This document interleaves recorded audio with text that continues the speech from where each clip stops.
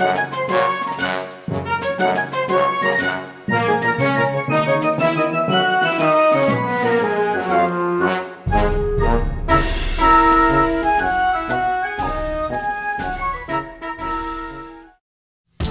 is Dan Perkins for We the People. Today I want to talk to you about the Constitution, and more specifically two particular sections of the Constitution that seem to be under tremendous pressure at the moment. One is the freedom of speech, and the other is freedom of religion. Let's deal with the most recent attack on the freedom of religion. You may be aware that the state of Indiana passed legislation mirroring the federal legislation for religious freedom. And we had an affiliate of ABC News that went out looking for organizations and individuals who were against the provisions because of potential discrimination based on sexual orientation. And so she found this particular pizza place, and she went in to interview one of the waitresses and was asked the question, would you cater a gay wedding? Her response was, no. We would not. We would certainly serve gays, lesbians, homosexuals, transsexuals, whatever the flavor.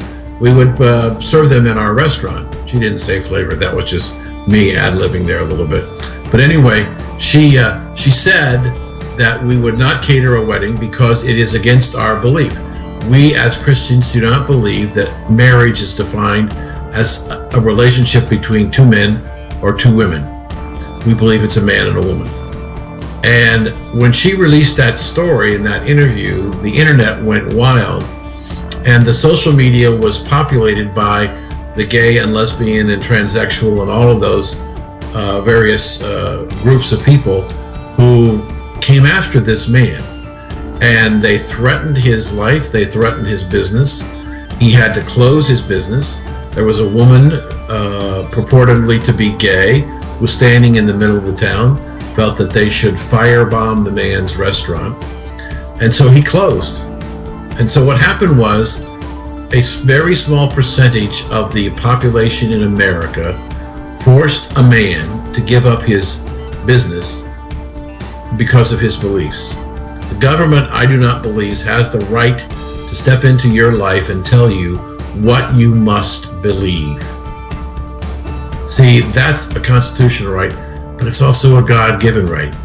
If these people don't believe in God, that's fine, but don't tell me what I have to believe. See, there was a recent situation last year when the chief executive officer of Mozilla, the Firefox search engine, was attacked by, again, the liberal left, transsexual, gay, and homosexual communities because he had given, I think, around $9,000 to a California ballot initiative, which was passed, that prohibited gay marriage in the state of California. Now, because he did that, they said to all of their friends in the gay and lesbian community, don't use Mozilla anymore. And so the president of the company had to make a decision, and she decided that the chief financial officer had to go.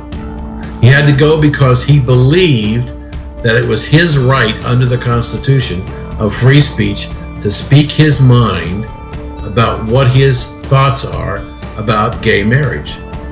And yet, the homosexual community in the United States has decided that either you believe what I believe or you shut up.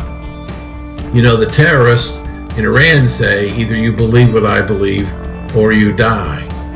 Is it going to be that far-fetched that at some point in the future a person in the United States is going to be brutally murdered because of what they believe, their belief in God, because it doesn't fit the narrative of the gay and homosexual community?